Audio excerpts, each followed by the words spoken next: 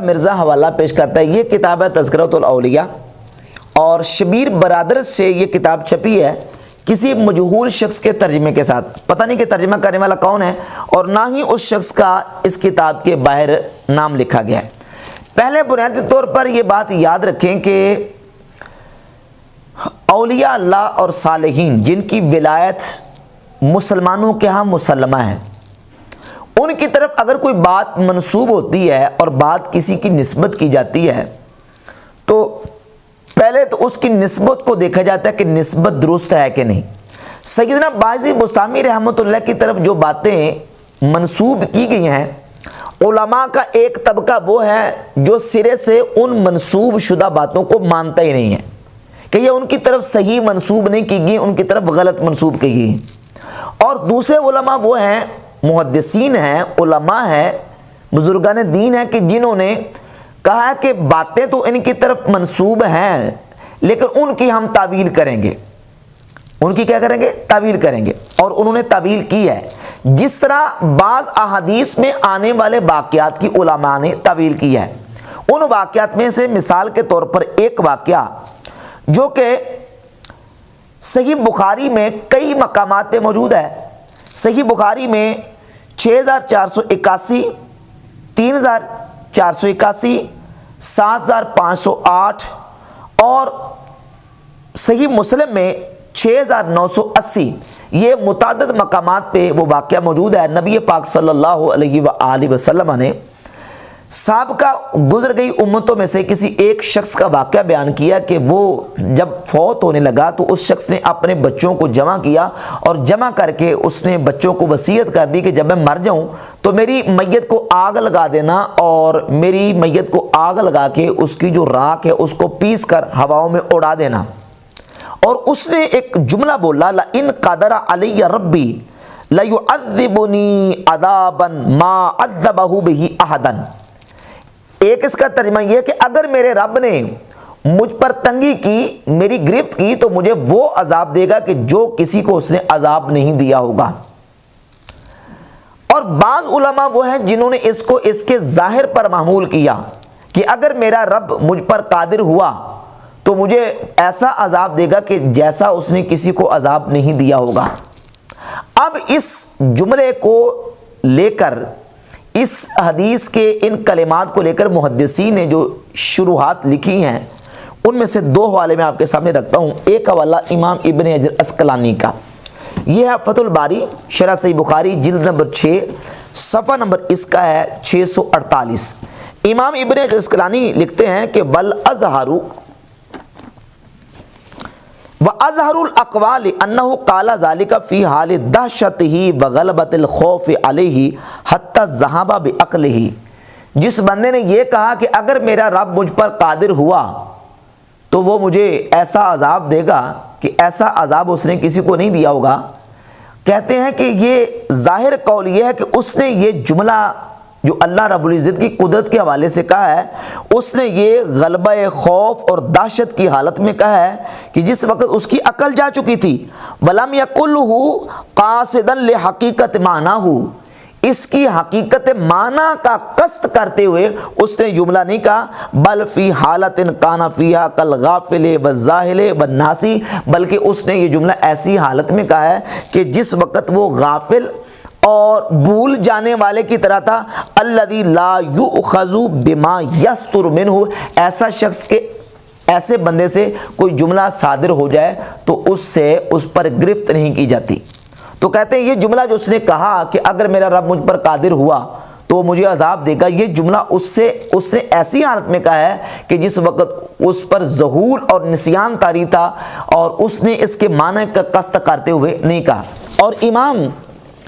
نووی رحمۃ اللہ علیہ شرح صحیح مسلم کی جلد نمبر 17 صفحہ نمبر 71 پر لکھتے ہیں، وَقَالَتْ طَائِفَةٌ اللَّفْظُ عَلَى ظَاهِرِهِ،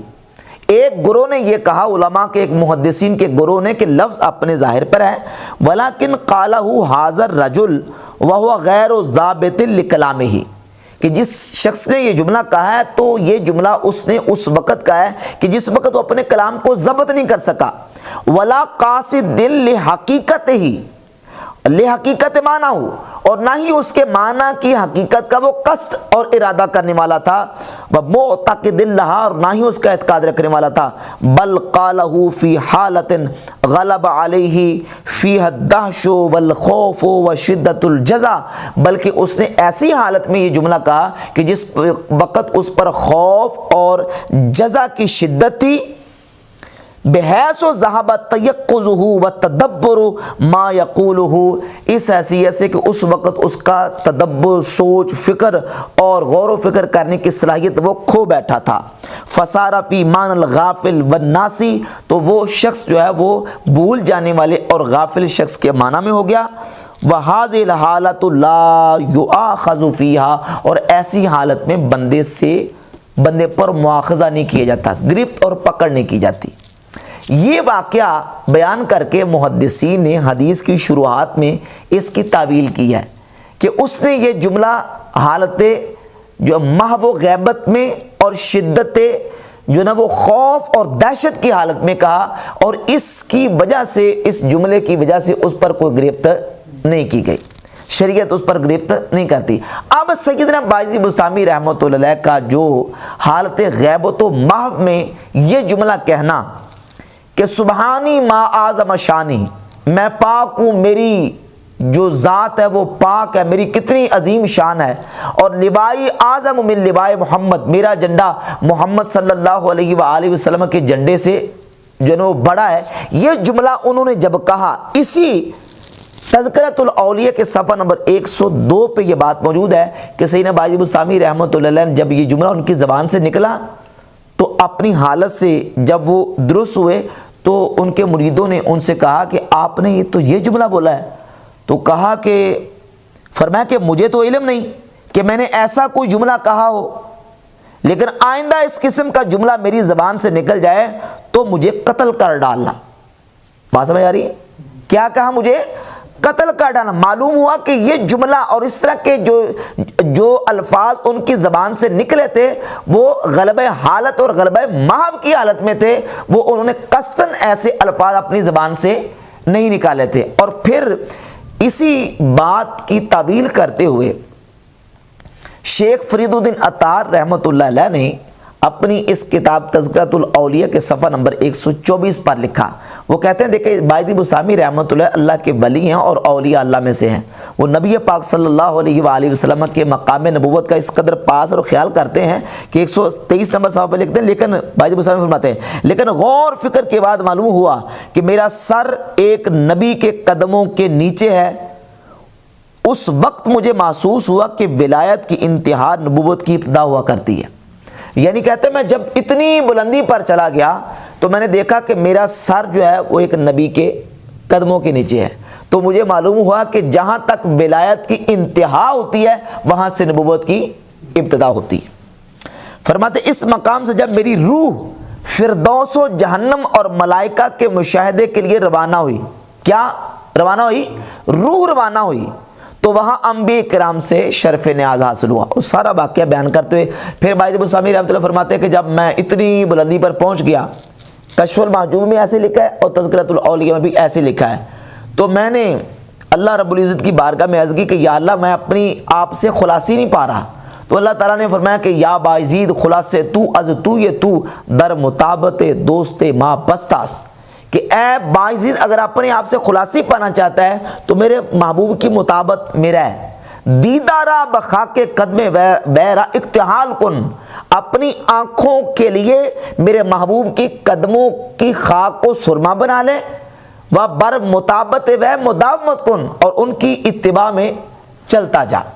تو تجھے یہ مقام میں عطا فرما دوں گا۔ تو باجی بستامی فرماتے ہیں کہ فرمایا کہ جو کچھ میں نے مشاہدہ کیا اس سے یہ اندازہ ہو گیا کہ جب تک خودی کا ازالہ نہ ہو جائے خدا کا راستہ ملنا محال ہے، اور جب میں نے سوال کیا کہ میں نے اپنی خودی کا ازالہ کس طرح کروں تو جواب ملا کہ یہ مقام صرف اتباع نبوی ہی سے حاصل ہو سکتا ہے۔ یہ سارا واقعہ بیان کرنے کے بعد تذکرۃ الاولیاء صفحہ 124 جو ترجمے والی ہے اس میں شیخ فرید الدین عطار رحمۃ اللہ علیہ فرماتے ہیں کہ مجھے حیرت ہے کہ جو بزرگان دین وقار نبوی سے اس درجہ باخبر ہوں کہ ان کے اقوال سے لوگ ایسا مفہوم کیوں اخذ کر لیتے ہیں جس میں حضور اکرم صلی اللہ علیہ وآلہ وسلم کی تحقیر کا پہلو نکلتا ہے، یعنی وہ اس قدر حضور کی عزت اور احترام کر رہے ہیں تو ان کے اقوال سے ایسا مفہوم کیوں لوگ نکال لیتے ہیں۔ پھر انہوں نے یہ جملہ نقل کیا کہ باجی بسامی کے جو منہ سے یہ لفظ نکلے کہ سبحانی ما اعظم شانی اور لوائی اعظم من لوائے محمد صلی اللہ علیہ وآلہ وسلم، کہتے کہ یہ ان کے منہ سے اور ان کی زبان سے غلبہ حالت اور محو کی حالت میں نکلے، لہذا اس پر گرفت نہیں ہوگی، بلکہ ہم اس کی ایسی تعویل کریں گے کہ جس میں تعویل کر کے ان کو ہم بچا سکیں تعویل کے ذریعے۔ اور یہ تعویل صرف شیخ فرید الدین عطار نے نہیں کی، بلکہ یہ ہے سیر اعلام النبلاء جلد نمبر 10 اور صفحہ نمبر 264 پر حافظ ذہبی لکھتے ہیں انہو قالہا فی حال الدہشت والسکر والغیبت والمحو فیتوی ولا یحتج بہا، کہتے ہیں یہ جملہ باجد بسامی نے حالت غلبہ حالت اور محو دہشت کی حالت میں کہا ہے، لہذا اس کو لپیٹ دیا جائے گا، ولا یحتج بہا، اس سے احتجاج نہیں کیا جائے، اس کو دلیل کے طور پر پیش نہیں کیا جائے گا۔ اور یہی بات امام ابن عسقلانی نے لسان المیزان میں لکھی، یہی بات حافظ ذہبی نے اپنی اور دوسری کتاب میزان الاعتدال میں لکھی، اور دیگر علماء محدثین نے بھی اس کی یہی تعویل کی ہے کہ غلبہ حالت کے وقت اور محو اور غیبت کے وقت جو ان سے الفاظ ان کی زبان سے نکلے ہیں ان سے استناد کر کے ان پر کوئی فتویٰ نہیں لگایا جائے گا، بلکہ اس کی تعویل کی جائے گی۔ کیوں؟ اس لیے کہتے ہیں کہ ایسی حالت میں اگر صوفیہ کی زبان سے کوئی کلام نکلتا ہے تو علماء محدثین اس کی تعویل یہ کرتے ہیں کہ وہ اس وقت شجرہ موسیٰ علیہ السلام کی طرح ہوتے ہیں۔ سیدنا موسیٰ علیہ السلام جب جا رہے تھے، سورۃ القصص کی آیت نمبر 30 میں اللہ رب العزت نے موسیٰ علیہ السلام سے فرمایا نودی من شاطئ الوادی الایمن فی البقعۃ المبارکہ من الشجرۃ ان یا موسیٰ انی انا اللہ رب العالمین۔ وہابیوں کا ترجمہ ہے کہ پس جب وہاں پہنچے تو اس بابرکت زمین کے میدان کے دائیں کنارے کے درخت میں سے آواز یہ گئے، درخت میں سے آواز یہ گئے